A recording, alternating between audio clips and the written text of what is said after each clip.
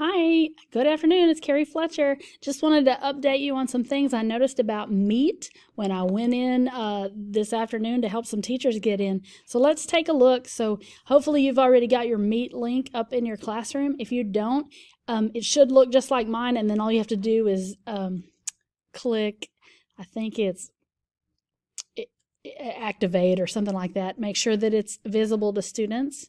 And the students should also have that link after you do that. So to get in, you're going to click join. You're going to have to tell it yes, allow your cameras and your microphones or it won't work. You'll be able to see yourself. This is microphone off if you don't want them to hear you. This is camera off if you don't want them to see you. Before you're ready, you'll click on join now. And whatever setting you chose before that will be the setting that you enter the classroom with or the meeting with. Okay, so these are some things that I noticed that work. Some of these were new. If you want to disable your mic, this one. If you want to disable your camera, captions, raising your hand. If you want to present, it looks like it's still the same.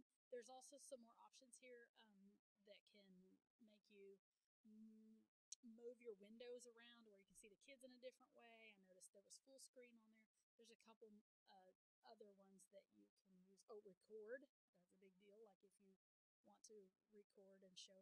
But this is the new thing that I noticed. When you want to leave the call, they've given you two options. You can click just leave the call. Now this is going to leave all your students in there still talking without you. Or you can end the call for everyone. So this is going to kick everybody out. So if you're like me and you have some issues with students staying on and talking and maybe getting in some trouble, end the call might be the best option for you. So I just wanted to show you some of those new things that I noticed for Meet going into this new hybrid and or online learning thing that we're going to. Thank you so much. If you have any questions, please let me know.